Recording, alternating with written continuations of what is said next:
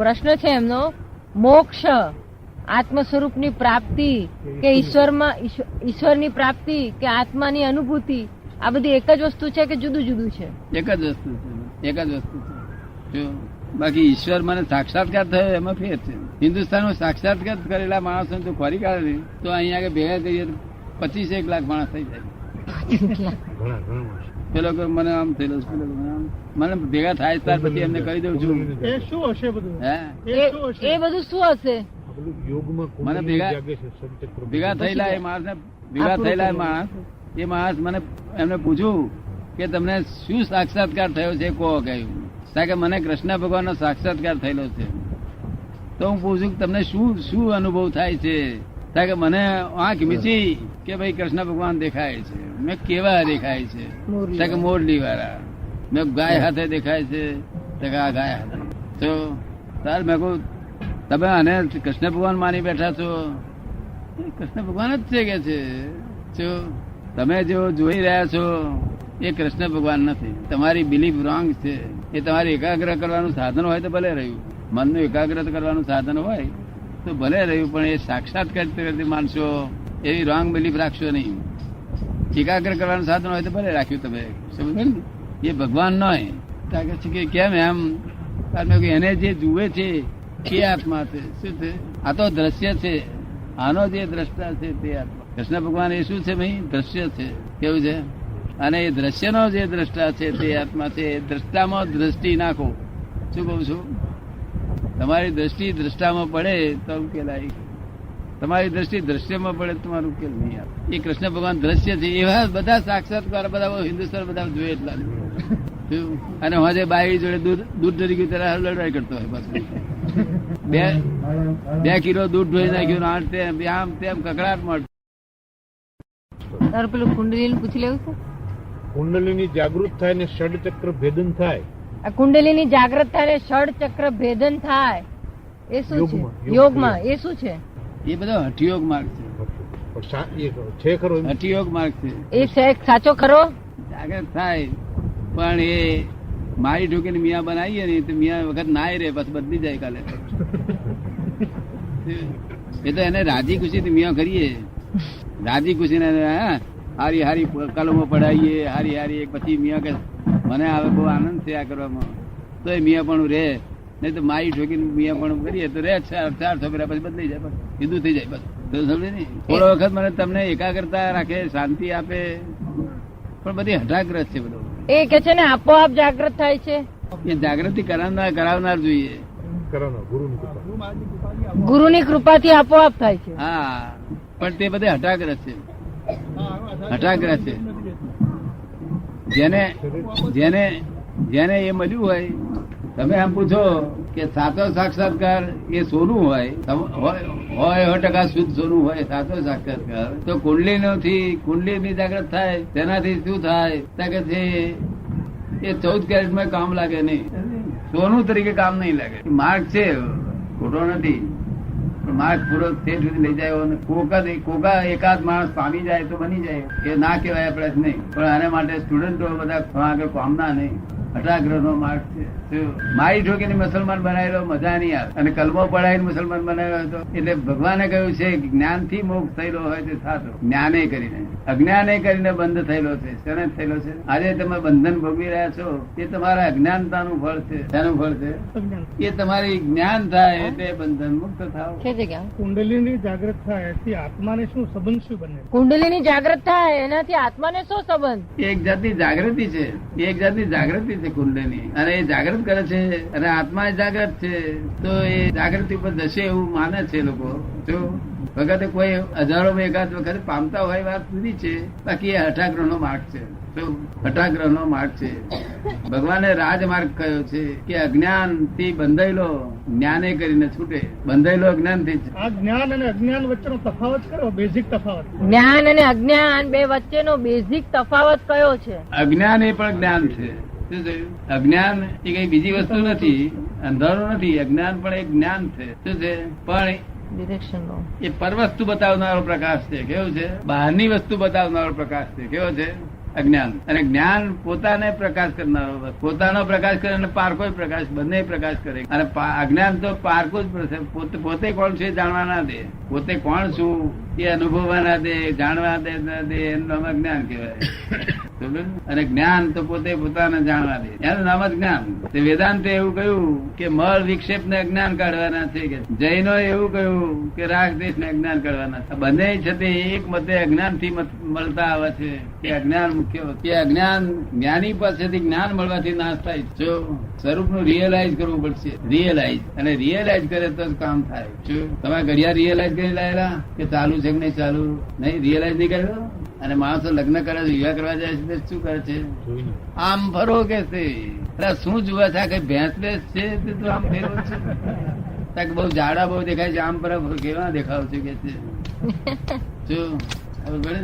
જો અહીં રિયલાઇઝ કરે છે, આપણે કઈ તું કોણ છે રિયલાઇઝ કરી તક ના સાહેબ એ તમારે આ રિયલાઇઝ કરવાનો અર્થ છે. તું કોણ છે એનું રિયલાઇઝ તો આ પઝલ સોલ્વ છે. તેને કે છે આ બરોબર, હું એને ખોટો નહીં કહું, તું ખોટો છું. શું? અને કોને કે છે તે હું સમજી જઈશ. તમને કોઈને કહેતો નથી. મારા પાડોશી કે છે. તમારા પાડોશી કોણ કે છે? તમારા પાડોશી કોણ? A M Patel is the first neighbour is contractor also.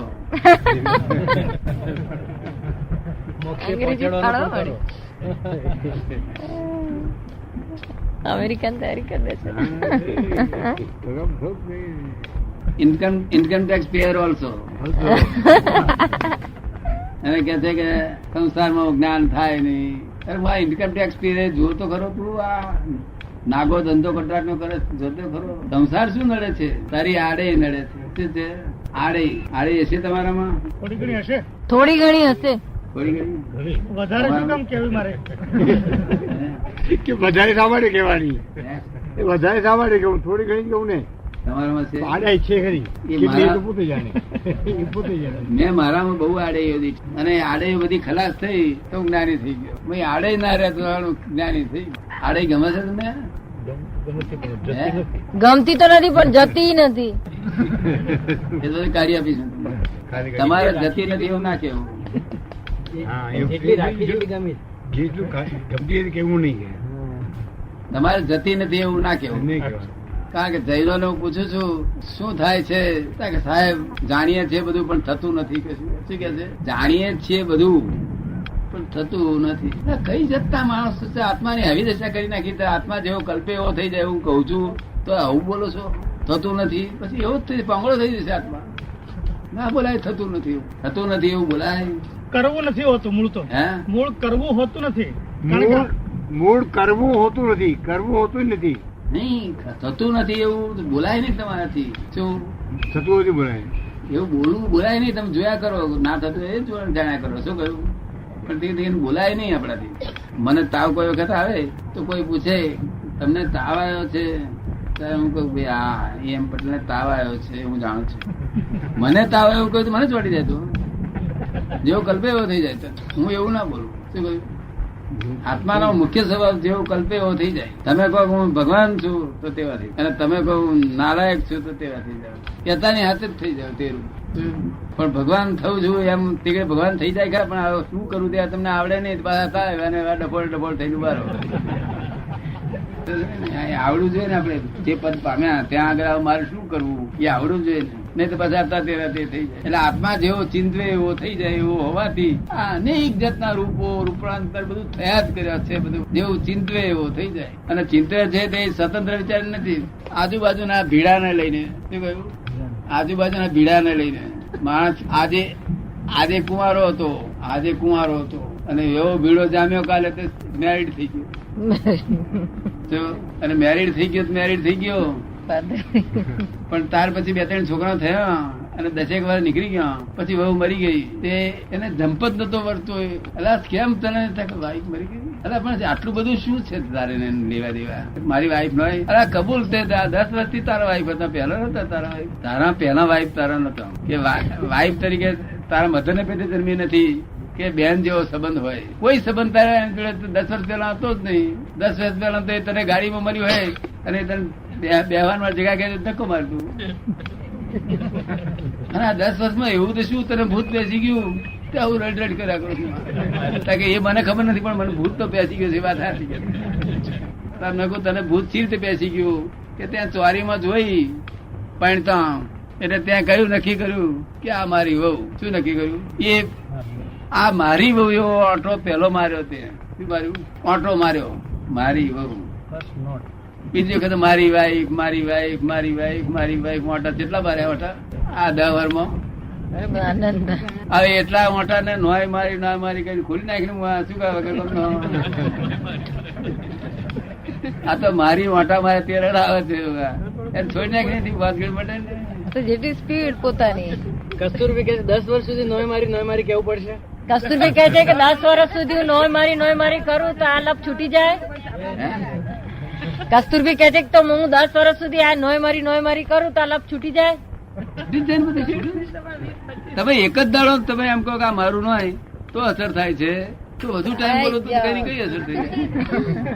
કમે કોમ્પિટિશન હોતા આપણે બે આમ હામી હા એ લો જલ્દી. આ મારી માની કે ભૂત વળગ્યું જો આ મારું માર્યું જો એ વળગ્યું ભૂત અને એ રડાવે તમને. એક પોતાનો બંગલો બહુ જ ગમે છે એવો બંગલો એ વેચવાની વાત નીકળી ત્યાં રડવા માંડ્યો. હા બંગલો વેચવો ને ગમે એટલું છતાંય પૈસાની અડચણ લઈને બંગલો વેચવો પડ્યો. જો પણ દસ્તાવેજ થયા પછી એ બંગલો બળી ગયો તો પેલા પૂછ્યું પેલા બંગલો પેલો બળી ગયો સારું થઈ ગયું મારે શું લેવા દેવા? અરે હું તારું હતો બંગલો ને મેં તો વેચી દીધો કે એક દાડા મારા પણ જતું રહ્યું તેના બદલામાં શું આવ્યું કાગળિયો આવ્યા. અરે મારા પણ કાગળિયાથી જાય છે જતું મેં જોયું કે કાગળિયા જતો ના જતો રે કુવાડે દાદા તો કાગળિયાથી જતું રહે એ સમજણથી કાઢીએ શું ખોટું? જે કાગળિયા જતું રહે એને સમજણથી કાઢીએ શું ખોટું? નીકળે કે ના નીકળે? પછી એને ઘર ભરી જાય તો રડે નહીં ને? ના કેમ? દસ્તાવેજ કાર્ય થઈ ગયું પછી કોર્ટે એને અનસર્ટિફાઈડ જાહેર કર્યો એટલે ફરી પાછું રડવા બેઠો. એવું બને છે એ કેમ?